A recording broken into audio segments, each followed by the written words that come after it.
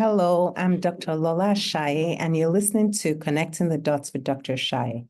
So last week, I shared two simple ways to naturally lower blood sugar, since many people with prediabetes and diabetes desire to lower their dependence on medication.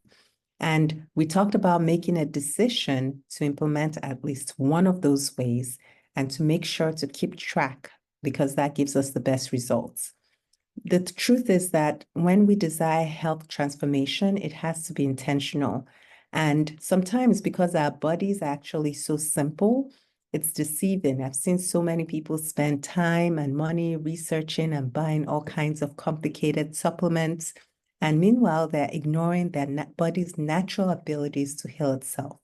So a lot of times we know what to do, but instead of taking those necessary steps to do it, we're looking for an easy way out. And instead of applying our energy to do what needs to be done, we're looking for, something out there that's going to solve, a problem that we already have a natural ability to solve. So today, I want to discuss two more specific lifestyle changes that have been associated with lowering blood sugar. And again, like last time, none of these things are new, and you've probably heard them before. But if you're not yet doing them, I want to encourage you to make a decision to take a step in the right direction. And the good news is, like the two things I shared last week, these things are simple and they're free. So let's get into it. So again, you're listening to Connecting the Dots with Dr. Ashaye. I'm Lola Ashaye. I'm a family medicine and lifestyle medicine doctor and owner of In Touch Primary Care in Sugar Land. And what we do here is we help people become more easily, we help people become and remain healthy with direct, easy access to a doctor because we want you to live fully and enjoy doing what you love. So if you're a business owner, if you're an international visitor, if you're an immigrant, if you have a high deductible, even if you don't have health insurance, our services are perfect for you. So you can find out more about us. So how can one lower their blood sugar naturally? So for some, making healthy changes means they don't get to enjoy their lives. But I want to challenge that because the truth is when we make unhealthy decisions about and we engage in unhealthy behaviors, we don't enjoy our lives either. It's just that we pay later, right? Because there are going to be consequences when we don't eat right, when we don't exercise, when we don't sleep well. It's just that we may feel, and sometimes we even pay now too, because we don't feel good. The point is, if we really want to fully enjoy our lives, then, implementing healthy behaviors will help us do that. So we're actually on the same page. We all want to enjoy our lives. So we're on the same page. Engaging in healthy behaviors will help us get to that goal. So again, remember, you don't have to do it all at once. We can get over the hump by climbing one step at a time. So just one small goal after another. So let's get into it. How do we lower blood sugar naturally? So my first recommendation today is to eat to nourish your body. So what does that mean? So one of the things we do here at In Touch Primary Care is we help people achieve a healthy weight, and we have a healthy weight program. Majority of our participants are not on weight loss medicine. They use lifestyle behaviors to become healthy.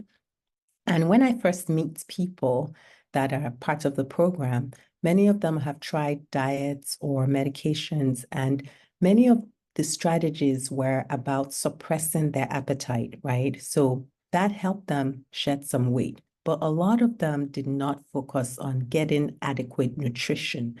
What they were focusing on was limiting calories, limiting what they ate, but they were not getting what they needed to nourish the body. And the thing is, in order for the body to work properly, it has to be nourished. Unfortunately, that's not emphasized enough.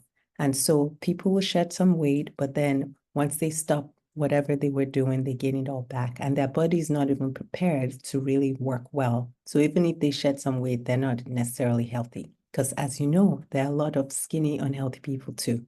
So the same is true with lower blood sugar. And this is the approach that I like to take with my patients. when people have prediabetes or diabetes, many of them already feel limited because they've heard, don't eat this, don't eat that, don't eat sugar, don't eat carbs, don't eat fried foods.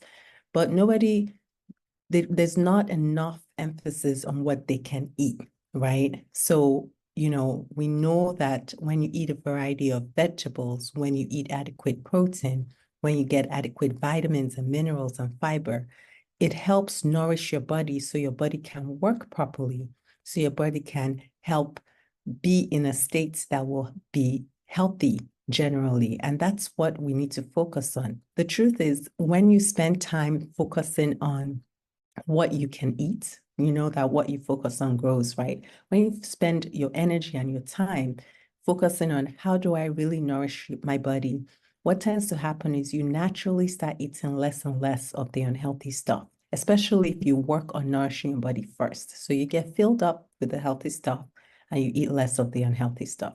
And so in our programs and with our patients, I really try to focus on helping them figure out what do they like that is healthy that they can eat and trying to incorporate more of that.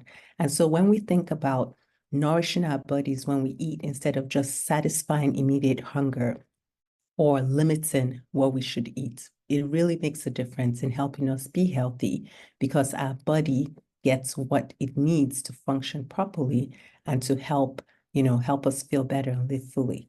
So you could start, with maybe just adding a salad to one meal a day, or you can maybe start eating a healthier breakfast. Make sure you have adequate protein in your breakfast.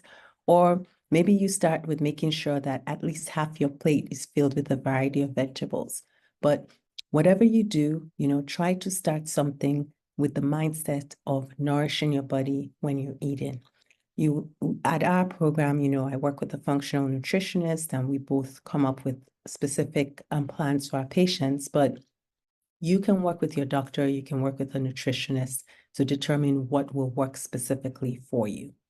So before I go into the next thing, I want to thank all those that have subscribed. I've really seen an uptake in subscription. I'm really, really grateful. Thank you for subscribing. I appreciate your support. You're helping others learn this information and it can really improve their health. So if you have not already, please go ahead and subscribe, go ahead and share and like. I see your comments. Thank you. And I've taken them into consideration. So please take a moment and do this. It's a small action that can make a big difference. And thank you for those that have already done that. So my second tip this week in terms of lowering your blood sugar is stress management. So I've talked about this in several previous episodes, and I've explained that stress is not a benign thing. It actually causes hormonal changes in our bodies that lead to inflammation and that can cause physical damage. So as you know, some of us can feel when our blood pressures go up. You feel it in your body. And you may have even heard of people that heard something negative or stressful and they had a heart attack. So stress can literally cause damage to our bodies. So sometimes stress is necessary, right? There's a stressful situation. Our bodies gear up to face it by releasing stored glucose and causing our blood sugar to go up higher because it assumes, hey, there's stress, we need more energy.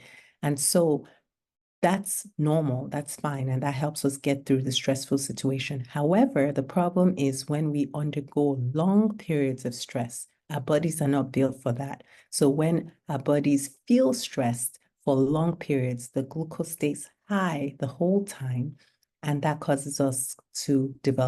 cause people to develop diabetes and prediabetes or prediabetes.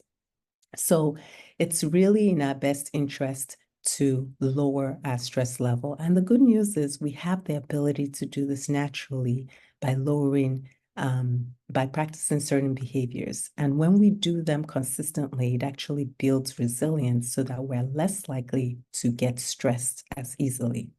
So as I said, when we're stressed, cortisol level goes up, the body releases glucose. All those things cause inflammation in the body, lead to prediabetes, diabetes, and our bodies don't like being in a stressful situation for long periods of time. It damages the body. Our bodies are not built like that. we have the ability to lower stress levels, and we can do this naturally by being intentional.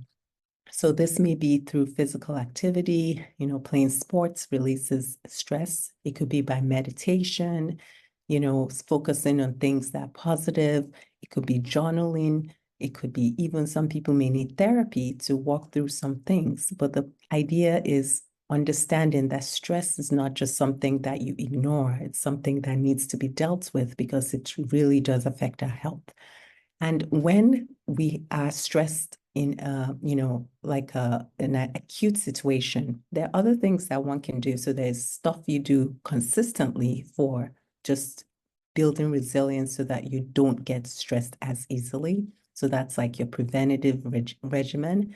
But then there's other stuff that you can do when you have a stressful situation, which is typically unexpected, like deep breathing, like listening to music. Children will stamp their feet. They're getting the stress out. But the point is, we need to make sure we have a mechanism of releasing stress, because when we keep stress inside of us, it actually does damage to our body. So that's the second thing. Again, it's a behavior that is learned and that is important. So today we've talked about those two things. We've talked about eating to nourish our bodies. And, it's really important. I've talked about specific foods that we can eat in episode 9. So if you want to get more information about specific foods, you can listen to episode 9 for prediabetes and diabetes and learn about that. But just understanding that when we eat, we're nourishing our bodies can be very important so that we can do that properly. And also stress, not taking stress for granted and making concerted efforts to lower stress can really be helpful. So as I mentioned earlier, you've probably heard these things before, but putting them into action takes practice and it makes all the difference. So take a moment now, make a plan, make a decision, decide, are you going to work on healthy nutrition? Are you going to work on managing stress? Talk to your doctor, come up with a concrete plan, make sure it's okay with them, and be sure to track it because that's what makes you stay on track. Okay. And if you're in the Houston area and you have diabetes or any other condition and you're looking for a doctor that is proactive about your health, we're here for you at In Touch Primary Care. You can learn more about our services and how we can help you on our website, intouchprimarycare.com. You can also call us at 713-280-9985. And we look forward to helping you in your journey to a better health. So diabetes is a serious condition. It can lead to so many complications. But the good news is at the early stages, especially, it can be reversed. So take full advantage of your body's natural ability to heal itself. Make a quality decision to at least take a step in the right direction. You'll be preserving your organs. You'll be reducing your risk for many serious conditions. You feel better and you have more energy. And you'll be more productive and you can enjoy your life now and long term. And these things are priceless. So I hope that helps. We'll continue next week.